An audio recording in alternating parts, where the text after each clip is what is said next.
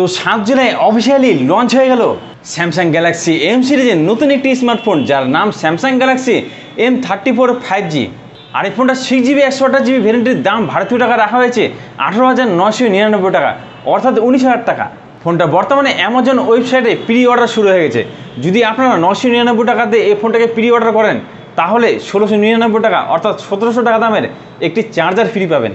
আর Samsung Galaxy M33 ফোনটার মতন এই ফোনে আর টিএফটি ডিসপ্লে নয়, এই ফোনটাতে আপনারা সুপার অ্যামোলেড ডিসপ্লে পেয়ে যাচ্ছেন, এমনকি 6000 mAh মতন বড়সড় ব্যাটারি পাচ্ছেন এবং 50 মেগাপিক্সেলের মতন নো শেক অর্থাৎ ওএস ক্যামেরা পেয়ে যাচ্ছেন। আর এতগুলি কারণই যথেষ্ট এই ফোনটাকে কেনার জন্য একজন স্যামসাং লাভার হিসাবে। আর এটাই তো স্যামসাং চাচ্ছিল, এখানে কিন্তু স্যামসাং চালাকি করে ফেলেছে। এই ফোনটার ব্যাপারে কোনো নেগেটিভ পয়েন্ট এখনও কোনো ইউটিউবাররা বলেনি, কারণ তারা কোলাবোরেশন করছে স্যামসাংয়ের সাথে। সুতরাং এখনই 19,000 টাকা খরচ করার আগে আপনাকে অবশ্যই এই ভিডিওটি দেখতে হবে, কারণ এই ভিডিওতে আমি এই ফোনটার ভালো ভালো দিকগুলো তো বলবোই, তার সঙ্গে এই ফোনটাতে কী কম্প্রোমাইজ করেছে স্যামসাং, কী প্রবলেম আছে সেটিও আপনাদেরকে জানাবো। তার জন্য এই ভিডিওটি আপনাকে মনোযোগ সহকারে দেখতে হবে। তো ওয়েলকাম বন্ধুরা, আশা করছি আপনারা সবাই ভালো আছেন। আপনারা চ্যানেল টেকটিক্স বানান, আমি দীপঙ্কর সমালোচনা করে আজকে ভিডিও শুরু করছি। তো প্রথমে স্যামসাং গ্যালাক্সি M34 ফোনটার ভালো দিকগুলো জেনে নিই। সবচেয়ে ভালো দিক যদি বলি তাহলে এর ডিসপ্লে। এখানে 6.5 ইঞ্চির সুপার অ্যামোলেড ডিসপ্লে পাচ্ছেন, যেখানে 120Hz রিফ্রেশ রেটও পাচ্ছেন এবং 1000 নিটস পর্যন্ত পিক ব্রাইটনেস পেয়ে যাবেন, অর্থাৎ ঘরে বাইরে ডিসপ্লেতে কন্টেন্ট দেখার জন্য কোনো সমস্যা হবে না।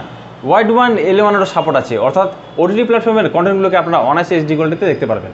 তবে এখানে HDR-এর সাপোর্ট নেই, যদিও এটাকে আমি ইগনোর করছি। দ্বিতীয়ত এই ফোনটার ভালো দিক হচ্ছে এর সফটওয়্যার।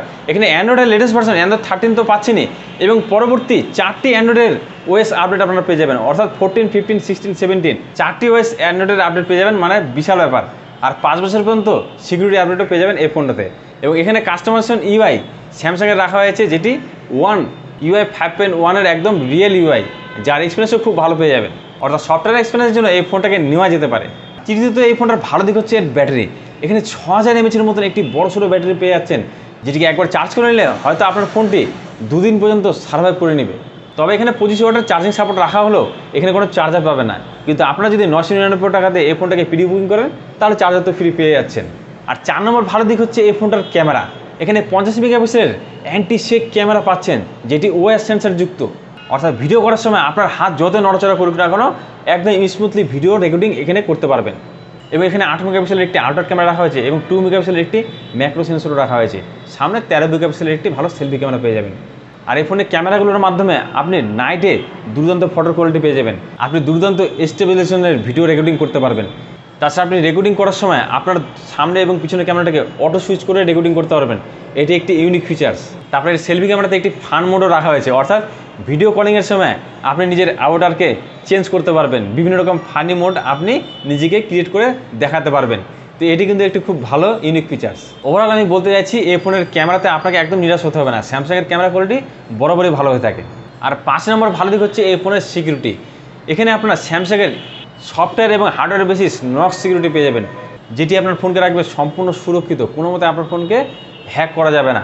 এবং এর ফোনের সামনে গরিলা গ্লাস 5-এর ডিসপ্লে প্রোটেকশন রাখা হয়েছে, যেটি একটি ভালো দিক। তো এই 5টি ভালো ভালো দিকের জন্য এই ফোনটাকে অবশ্যই নিতে পারবেন, কিন্তু 19,000 টাকার মধ্যে এই ফোনটাতে কিছু কম্প্রোমাইজও দেখা যায়, সেগুলো অবশ্যই আপনাকে জেনে নেওয়া উচিত, তারপরে ডিসিশন নেওয়া উচিত যে আপনি এই ফোনটাকে কিনবেন কিনা। আর এই ফোনের সবচেয়ে বড় কম্প্রোমাইজ করা হয়েছে এই ডিজাইন এবং বিল্ড কোয়ালিটিতে। এই ফোনে আপনারা যে ডিজাইনটি পাচ্ছেন সেটি অন্যান্য স্যামসাং ফোনের মতনই একদম কমন ডিজাইন।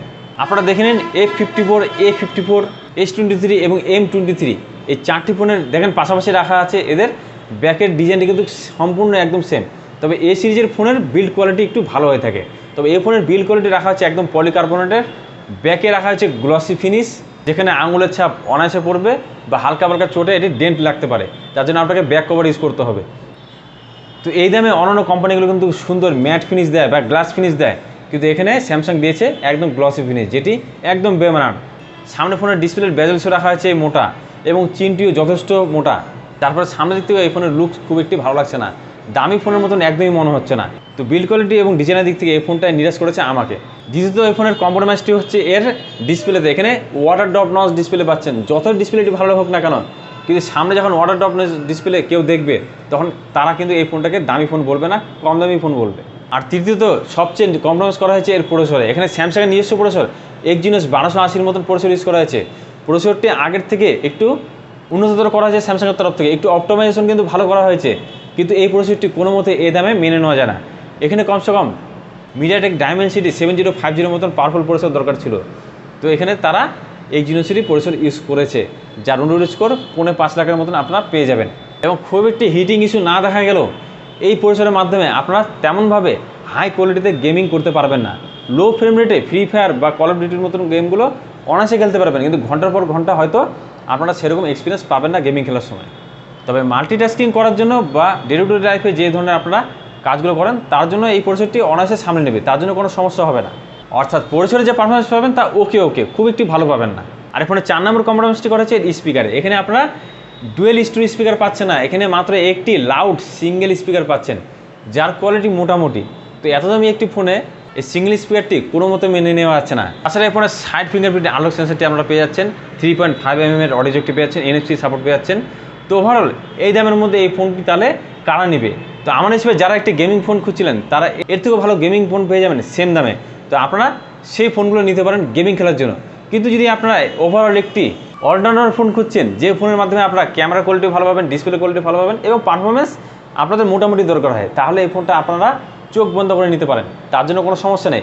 এবং চোখ বন্ধ করে আরেকটি আপনারা কাজ করতে পারেন, সেটা হচ্ছে টেকটিজ বাংলার সাবস্ক্রাইব বাটনটি, সেটা দাবিয়ে দিন এবং নোটিফিকেশন অল করে রাখুন, যাতে এই ধরনের ইম্পর্টেন্ট ভিডিও আসলে আপনি সবার আগে নোটিফিকেশন পেয়ে যান। তো আপনারা কি করতে যাচ্ছেন, এই ফোনটিকে আপনারা কিনবেন কি কিনবেন না, কি মতামত অবশ্যই কমেন্ট করে জানাতে পারেন। আর ভিডিওটি ভালো লাগলে একটি লাইক দিতে পারেন। আজকে ভিডিও এখানে বন্ধুরা, দেখা হবে আপনাদের সাথে নেক্সট ভিডিওতে। আজকে টাটা, বাই বাই।